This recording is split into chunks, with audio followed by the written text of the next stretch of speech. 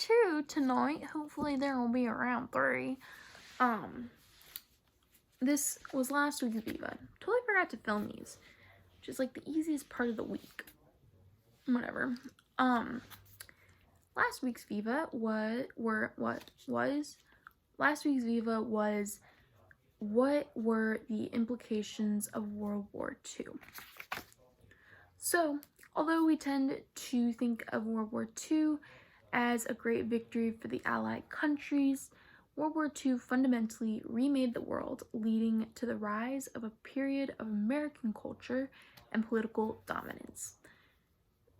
It did this through ending European dominance, technology, social, and cultural changes, and the rise of the United States and its growing conflict with the Soviet Union. Oh my goodness, why are my cards all messed up? No. Okay. Oh my gosh, where's my data 1? This is awkward. Sorry. Didn't know that they were out of order. What the heck? Oh, it's attached. Oops. Okay. It got stuck. Okay. So it ended European dominance. So World War II, as we know, was largely fought over Europe. And obviously this really weakened Europe, and we can kind of saw this with World War I/II, where Europe was like at its peak and doing really well, and then World War I hit and they were started going downhill. And so when World War II hit, they completely kind of lost everything, because there were 70 to 85 million casualties, which is crazy and super sad. And a lot of them were from European countries, so they didn't really have men.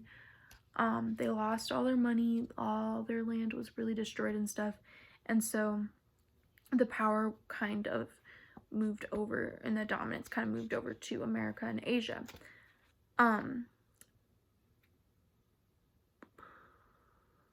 Once other countries started development of industries and innovations, Europe had no, like, they didn't have an advantage or anything special anymore. And so other countries were able to out competition them. That's not how you say that, whatever. Why do I keep losing my cards? Oh, okay. So an example of ending the European dominance is decolonization. So Europe had a lot of colonies in Africa and Asia specifically, and when they became weak and less dominant, these colonial empires quickly began to break away and become independent because they could, and Europe couldn't really do anything. They didn't have the power to stop them. The Office of the Historian State Department says, quote, between 1945 and 1960, 36 new states in Asia and Africa achieved autonomy or outright independence from the European colonial rules, end quote. So yeah, they just broke away and Europe lost its colonies along with a lot of other stuff. And India kind of became free and broke away in 1948, and Gandhi was a big part of this, and they wrote a constitution which sounds a lot like America's Constitution, and they basically blame Britain for ruining India's traditionalism and economic and cultural and spiritual vibe. Yeah, so that was, and Europe kind of was failed and destroyed, and America and Asia, here we go, leading up the modern world. So point number 2 is technology, social, and cultural change. So a lot of change happened during this time, and part of it is because, like we talked about in point 1, other countries were starting to develop different industries and innovations, and there was a lot of competition between the different countries. And so Europe wasn't special, and other countries were having a lot of competition in different technology and social and cultural things, which led to a lot of change. Technology.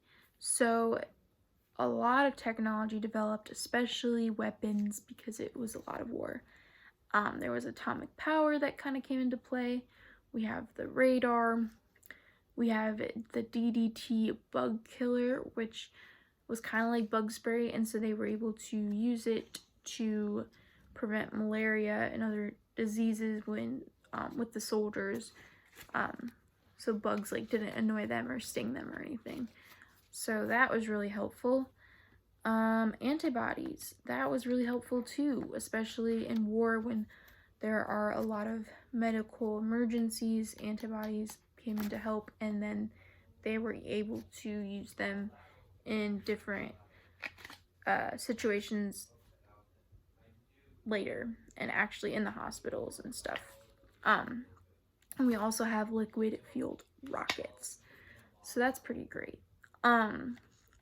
Fashion, a lot of new fashion trends came up, which I'm kind of a fan of. Since it was kind of the wartime, there was a lot of recycled clothing, so they would use blankets and they would make them into children's coats. They would use men's suits and they would kind of make them into a woman's outfit. Also, I really liked these. I thought they were super cute. I would totally wear one. They had night clothes for air raids. So when there was an air raid siren and they would all have to go into their bunker, they had these outfits where they could just throw them on over their pajamas. So not everybody could, what's the word? So nobody could, like, not everybody would have to see you in your pajamas, but you could wear this kind of like cute jumpsuit thing. Winston Churchill was a big fan. Super cool. So, you know, if Winston Churchill's wearing it, you know it's cool and hip, and I want one really badly. And food. Food changed tremendously during this time. Nicole Twilley says, quote, "Wartime innovations in blood plasma transport paved the way for instant coffee. The McRib is descended from military research into fabricated molecules of meat, and the finger staining dust on Cheetos can be traced back to dehydrated compressed jungle cheese, invented by government scientists in 1943, end quote. So if you listen to that quote, and I don't know, it's kind of obvious that there was a lot more processed foods during this time, and canned foods, dehydrated foods, Spam and M&M became a thing. M&Ms became a thing because M&Ms were hard, and so soldiers were able to, you know, get like these little things of chocolate.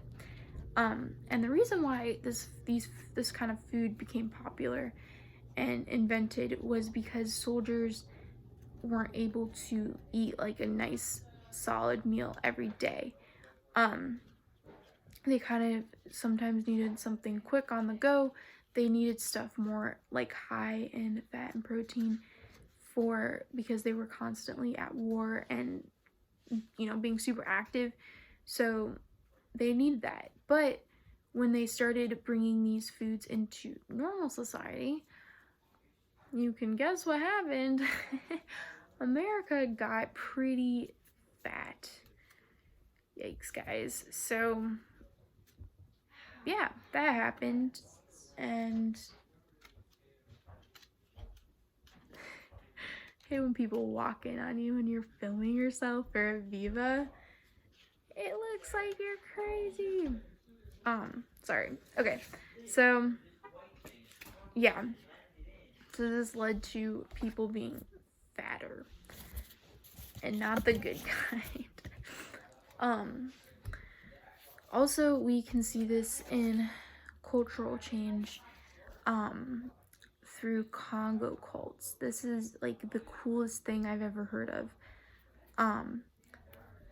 So American soldiers used to get, how do you say it? Parachuted. They would fall out of airplanes and parachute down to these small isolated islands. And there were natives on these islands who didn't have really technology or communication with, like, you know, outside like major countries, so they were kind of isolated.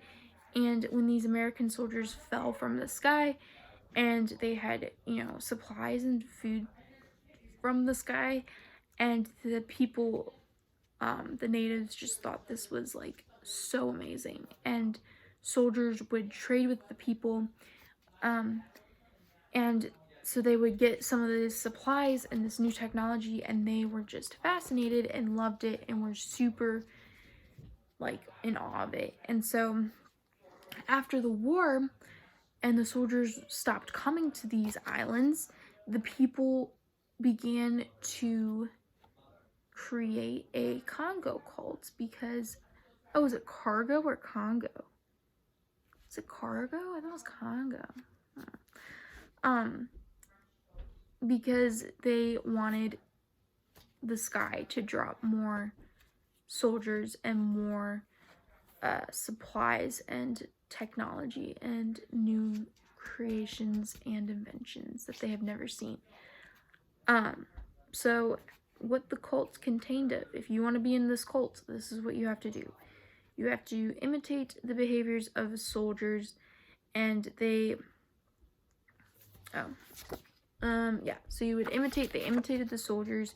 They painted USA on their chests, and they kind of mimicked day-to-day activities and dressed like the soldiers, the American soldiers. And they would parade around, and they would do a lot of ground drills with wooden rifles to kind of imitate American soldiers.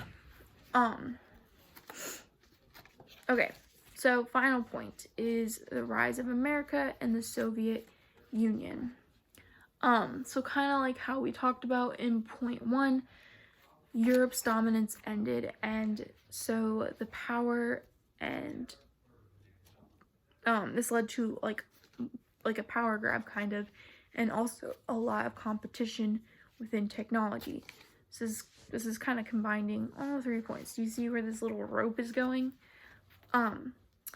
So America and the Soviet Union are kind of the main competitors, and the thing that they are competing in is the nuclear bombs.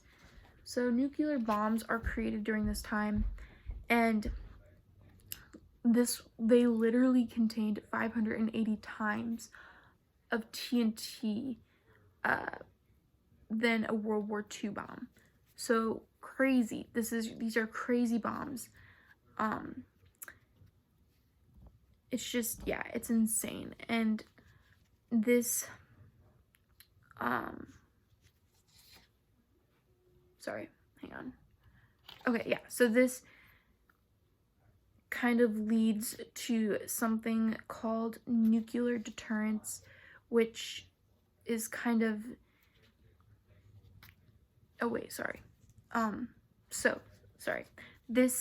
these nuclear bombs being created decrease violence, but then they also increase your chance of death. We can see this in Hiroshima and Nagasaki. America bombed them, and it was really awful, and tons of civilian, innocent people died. And the soldiers who dropped the bombs right after were like, what did we do? Like, they just feel so guilty because it was awful. And so we have this thing called the Manhattan Project, and it was kind of a race to develop nuclear weapons between the United States and the Soviet Union. And so again, there's a power grab, and so the people with the nuclear bombs and weapons had the power. So this was the United States and the Soviet Union. William R. Keeler says, quote, "The first of these trends was the beginning of the de facto partition of the continent into two antagonical political, socio-economic, and military blocs. Each tried to the power that had liberated it from Germany occupation." So after World War II, Germany obviously lost a lot of their power because everybody was attacking them. After Germany lost a lot of its control and power, people were able to rise up politically and economically and socially. And yeah.